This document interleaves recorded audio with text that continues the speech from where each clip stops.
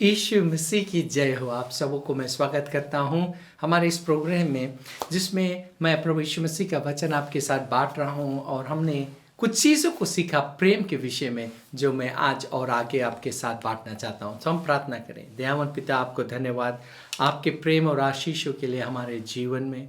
और जैसे पिता हम तेरे वचन से पढ़ेंगे और सीखेंगे, होने दे तेरे लोग तेरे वचन को सुनकर उन्हें ग्रहण करें और उसके द्वारा विजय पाए। यीशु के पवित्र नाम से प्रार्थना करते हैं, आमीन आमीन।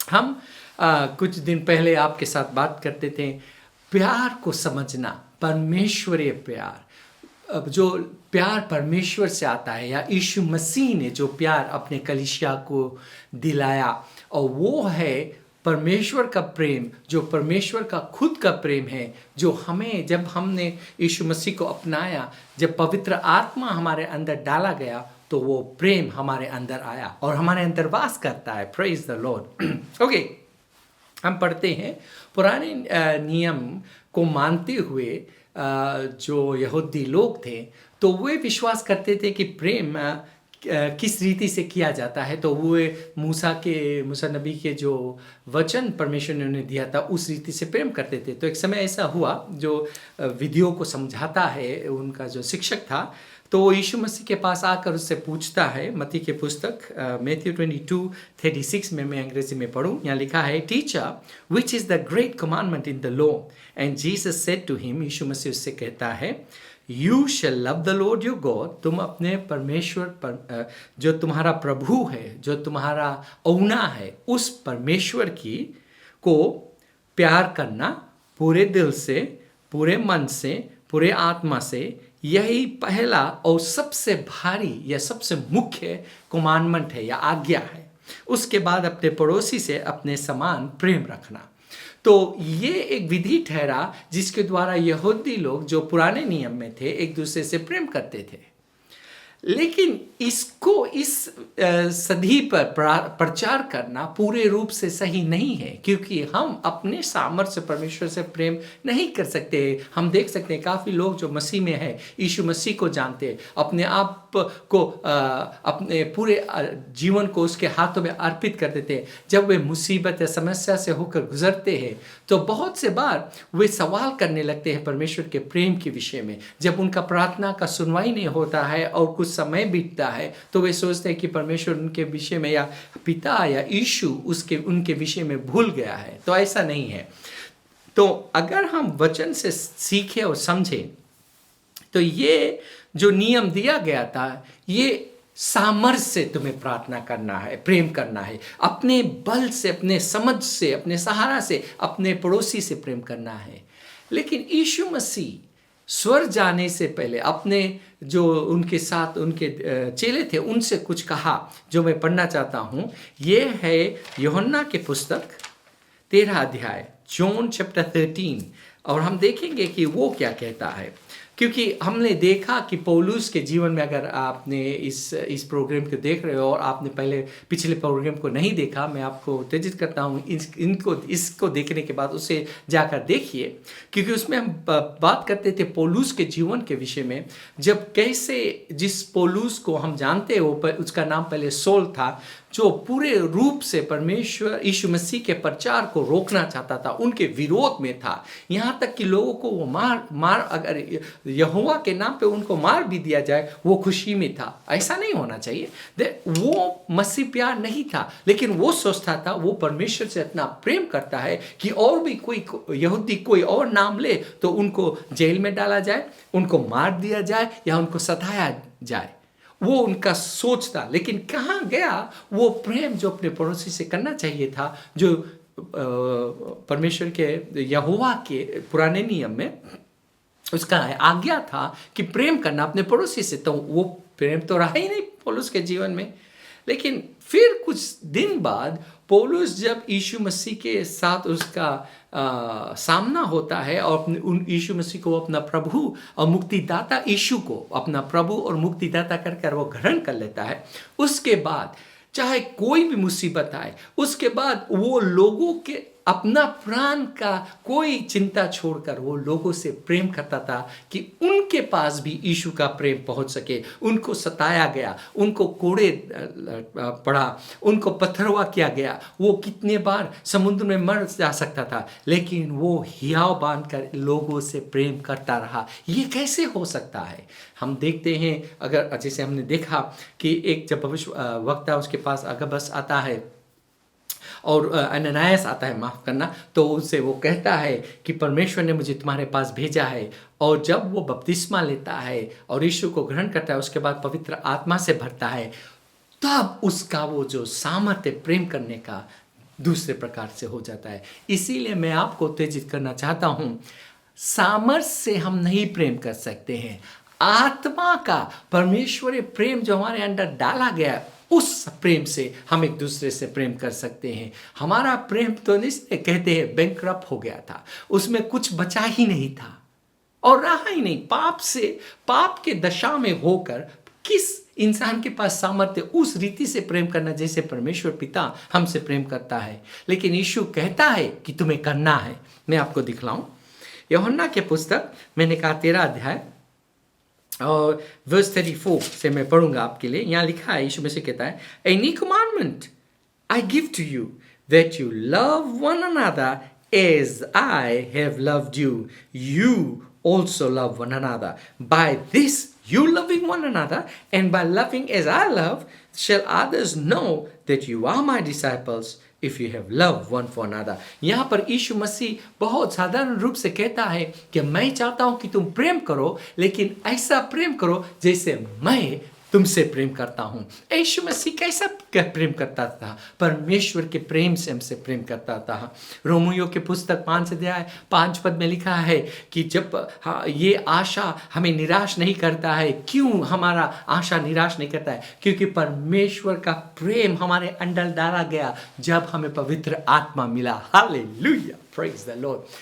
वो सामर्थ्य से हम लोगों से प्रेम कर सकते हैं। जब हमारे पास खुद का सामर्थ्य नहीं है, जब हमें दिल नहीं करता है किसी को क्षमा करना, परमेश्वर के प्रेम, उसके वचनों को समझने से कि वो प्रेम क्या यीशु मसीह करता जब वो मेरे स्थान में रहता। आप सोचिए, जब यीशु मसीह के सामने उस स्त्री को जो व्यभिचार में पकड़ी गई थी, उनको लाकर उसके सामने बीक दिया गया और कहा कि मूसा के जो वचन है कानून के अनुसार इसको पत्थरवा कर मारना चाहिए, क्योंकि ये इसे पकड़ा गया है उस कार्य में। लेकिन आदमी को नहीं लाया, उस स्त्री को लाया पत्थरवा करने के लिए। और जब वो स्त्री वहाँ पड़ी हुई थी, यीशु मसीह सीधा नीचे होकर वो जो वहाँ पर पेवमेंट था या रास्ता था, वहाँ पर लिखने लगा। और कुछ लिखा, वो तो मुझे खुद भी नहीं मालूम है क्या लिखा, पर कुछ लिखता था। और एक के बाद एक जो पत्थर उठाकर उनको मारना चाहता था, वो यीशु कुछ लिखा जो वो लोग पढ़कर वो खुद चले जाने लगे। बूढ़े से होकर जवान तक सब चले गए। किसी ने उस स्त्री को खंडन ना किया। क्यों? क्योंकि वे खुद अपने आप में जानते थे कि हम खुद अपने, जब किसी के हम प्रेम ही नहीं कर सकते हैं या खुद हमारे अंदर पाप है, तो हम दूसरों को क्या बतलाएं पाप के विषय में। यही है सुसमाचार या खुशी का समाचार कि हम पापी थे, यीशु ने हमें पाप से मुक्त किया। अब मैं दूसरों को बताना चाहता हूँ कि वो प्रेम जो हमारे अंदर डाला गया, यीशु का प्रेम, वो तुम्हारे अंदर भी डाला जा सकता है कि जो असंभव है किसी को प्रेम करना, आप उससे प्रेम कर सकते हो। यीशु मसीह घूमकर उस स्त्री से कहता है कि कहाँ गए तुम्हारे जो विरोधी थे, तुम्हें जो दोष दिलाते थे? तो उन्होंने आंख उठाकर देखा, कोई नहीं था। और उसने कहा कहीं नहीं, कोई नहीं दिखता, कोई नहीं है। यीशु मसीह ने कहा, मैं भी तुम्हें दोष नहीं देता हूँ, लेकिन तुम जाकर पाप मत करना। ये है मुसीबत विश्वासियों का कि अब क्योंकि तुम्हें पाप से क्षमा मिला है, तुम उसी पाप में नहीं पड़ा रहना। क्या आप समझ सकते हो? जब आप किसी चीज से छुटकारा पा लिए हो, किसी चीज से आप दूरी बना लिया है, क्यों जाकर आप उस अंधकार में फिर फंसते हो? क्यों आप मसीह के प्रेम से दूर भागते हो? क्यों आप सोचते हो कि यीशु मसीह आपके विषय में भूल गया है और आपसे प्रेम नहीं करता है? वो करता है। वो आपको इस वक्त आकर छूना चाहता है अपने आत्मा से। आपके हर एक प्रार्थना का जवाब यीशु के नाम के द्वारा आमीन है। आमीन। यस, हर एक प्रार्थना। लेकिन आप कहते हो मेरे प्रार्थना को वो सुनता नहीं है। वो क्योंकि आप उस प्रेम में नहीं बने हो जो प्रेम आपके अंदर डाला गया है। यीशु मसीह ने बहुत साधारण रूप से एक उदाहरण देकर कहा कि हम बुरे होकर अपने बच्चों को अच्छी वस्तुएं देना जानते हैं, तो क्या परमेश्वर प्रेम होकर, पिता होकर अपने मांगने वाले को अच्छी वस्तुएं क्यों ना देगा? देगा। हालेलुया, अवश्य देगा। मांग के तो देखो। तो यहां पर हम देखते हैं यीशु मसीह ये भी कहता है कि इससे लोग, दुनिया के लोग जानेंगे कि तू मेरा है, जब तुम्हारे मध्य में जैसे मैं तुमसे प्रेम करता हूं वैसा प्रेम बना रहेगा। क्या आपको सीख रहे हो? यही तो है जो हमें लौटा कर लाना है कलीसिया में। हम एक परिवार है। चाहे आप किसी और दूसरे कलीसिया में हो, आपका चर्च का नाम दूसरा होगा, लेकिन आप परिवार एक ही हो, एक ही शरीर के आप भागी हो। जैसे यीशु मसीह कहता है एक शरीर में अन्य प्रकार के हर एक चीज़ होता है, जैसे हाथ है, कोई कान है, अंग है, बहुत से अंग है। लेकिन इसका मतलब नहीं कि मान लो आपका कलीसिया एक उंगली है तो और दूसरा कलीसिया एक थंब है या एक हाथ है या गोड़ है। इसका मतलब ये नहीं कि तुम उस शरीर के नहीं हो, तुम उस शरीर के ही हो। हम एक ही स्वर्ग जाते हैं, हम एक ही यीशु मसीह को विश्वास करते हैं, एक ही पवित्र आत्मा से हम भरे हैं और एक ही स्वर्ग, एक ही पिता ही हमारा है। तो क्यों हम में विवादन है? क्यों हम एक दूसरे को देखकर जलते हैं? क्यों एक दूसरे के विषय में अगर हमें कुछ सुनने को आता है तो हम खुशहाली में ओ ऐसा हुआ? क्यों हम किसी के गिरने पे उनको उठाकर उनके विषय में छिपा लेते हैं बात कि उनका बेइज्जती दूसरे जगह पर ना हो? मसीह विश्वासी, ये एक बहुत बुरी चीज़ है जब हम किसी गिरने वाले मसीह विश्वासियों को, या कोई जो यीशु में था और मान लिया जाए परीक्षा आया और वो फिसल गया, वो कुछ चीज़ किया जो हम उसे नहीं करना चाहिए। हाँ, उनको उसके किए का सजा साइड, अगर वो इस संसार का हो, उसने चोरी किया होगा, हाँ हम विश्वास करते हैं उनको पकड़ा जाएगा, उनको जेल में डाला जाएगा या उनको पेनल्टी पड़ेगा। पर इसका मतलब ये नहीं है कि उसके विषय में ओ हम पता लगा ले। अब मैंने एक चीज़ देखा है तो मैं आपसे बतलाऊं।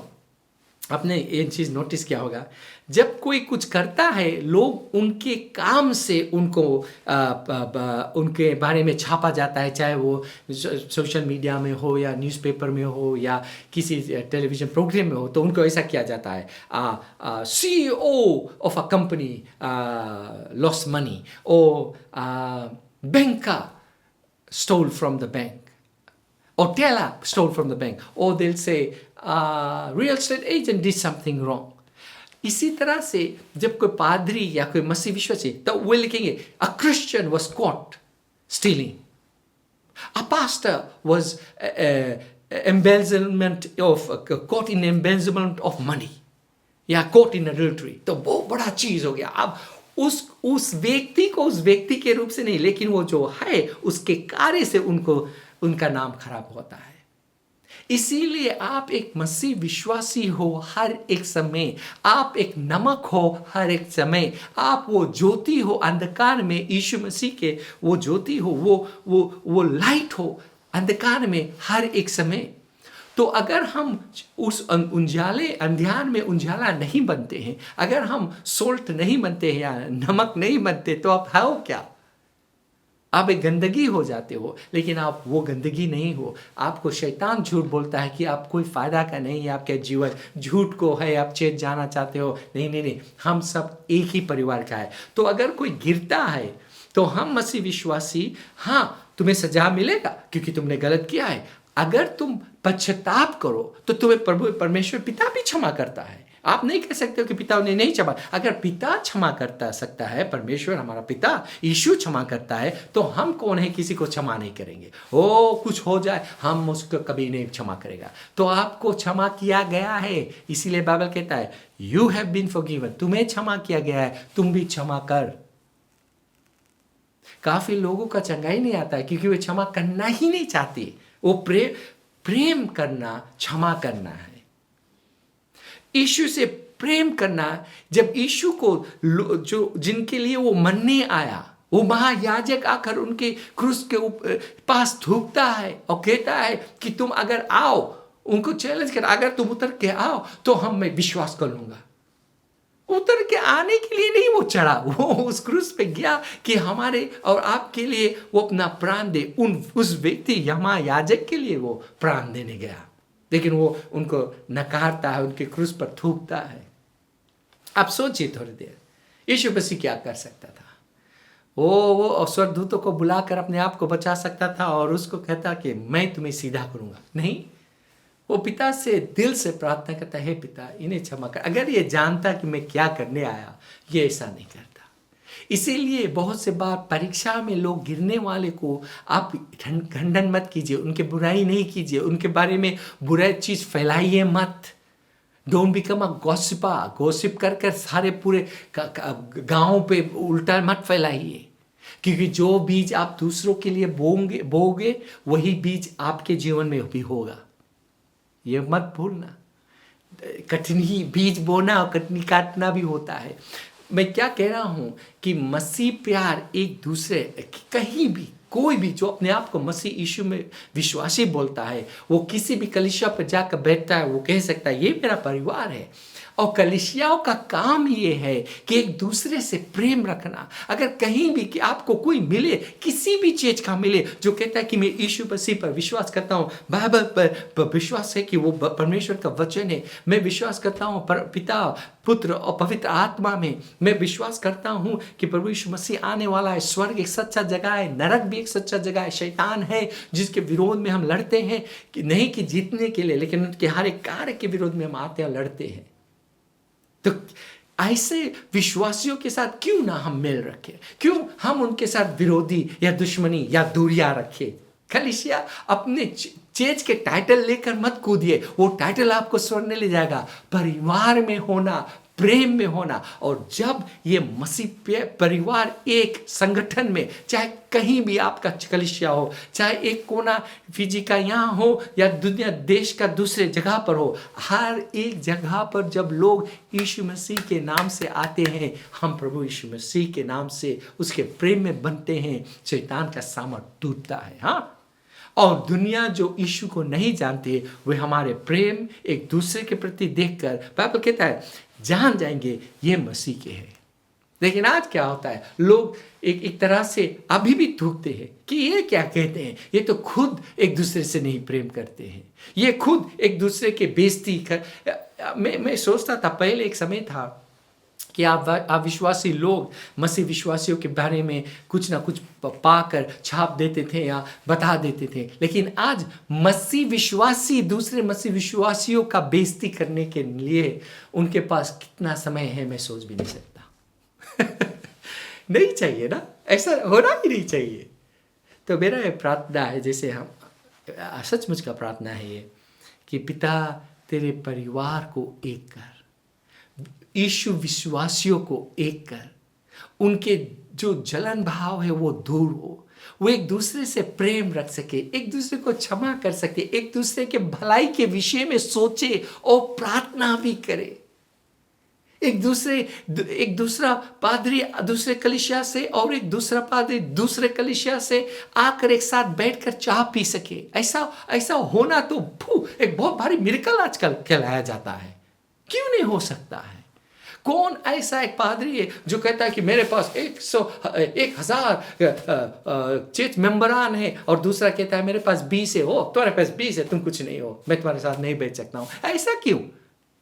क्या तूने उन 1,000 लोगों को बचाया या कि तूने वो 20 लोगों को बचाया? नहीं, हर एक बचाने वाला कार्य, हर एक कार्य जो करता है पिता परमेश्वर करता है, हम नहीं, पवित्र आत्मा करता है। हमें सिर्फ जो हमें दिया गया है प्रचार करके सिखाना, उठाना, विश्वास कराना और परमेश्वर के वचन को सिखाना, वो हमारा कार्य है, और प्रेम में चलना ये हम सब का कार्य है। Anyway, ये मैं आपके साथ बांटना चाहता था, क्योंकि मैं विश्वास करता हूँ कि अब समय आया है हम प्रेम में चले, प्रेम में बना रहे, और प्रेम से इस संसार को यीशु के पास लाए और जीत ले। आमीन। हे पिता, इन लोगों को मदद कर कि हर एक कड़वाहट, हर एक जलन भाव कलीसियाओं में हम हटाकर प्रेम से एक साथ एक दूसरे से बातें करते हुए, एक दूसरे के लिए प्रार्थना करते हुए, एक दूसरे से संबंध रखते हुए प्रभु यीशु मसीह तेरे राज को बढ़ा सके। ये मेरा प्रार्थना है यीशु के पवित्र नाम से। आमीन। आमीन। आप हमेशा याद रखना कि यीशु मसीह ही प्रभु है। Bye bye. एक बार फिर आपको हम धन्यवाद देते हैं हमारे साथ जुड़ने के लिए।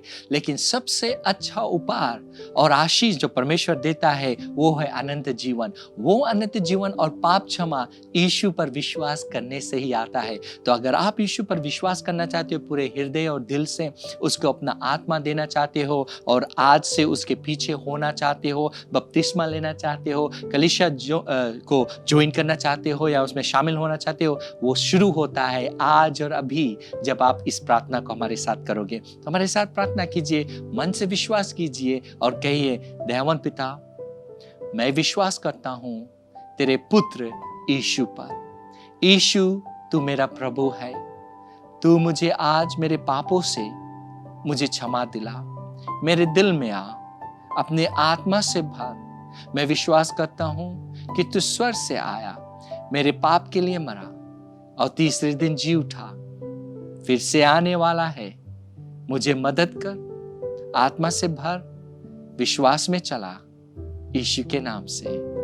आमीन। अगर आपने वो प्रार्थना किया है, मेरा पूरा विश्वास है आप अगर दिल से किया है, आपके सारे पाप क्षमा हुए, आप एक नए जीवन, नए सृष्टि बने हो। तो मैं चाहता हूं अगर आप हमें संपर्क करोगे, हम लोग आपको मदद करना चाहते हैं विश्वास के कदम में या विश्वास के जीवन में चलने के लिए, और आपको उत्तेजित करते हैं कलीसिया ढूंढिए, बाइबल को पाइए, बाइबल पढ़िए और अपने विश्वास में मजबूत बनिए और अपना जीवन यीशु के लिए जिए। धन्यवाद एक बार फिर आप हमारे साथ होने के लिए। परमेश्वर आपको बहुतायत से आशीष दे और ये हमेशा याद रखना कि यीशु मसीह ही प्रभु है। Learn more from God's Word and send us your prayer request by visiting our website www.jclm.org, or you can like our Facebook page, Jesus Christ is Lord Ministries, to keep up with the now word of the Lord for the season. Follow us on Instagram, JCLM Fiji. Better still, subscribe to our YouTube channel, JCLM Fiji, to receive the latest teaching of God from the ministry.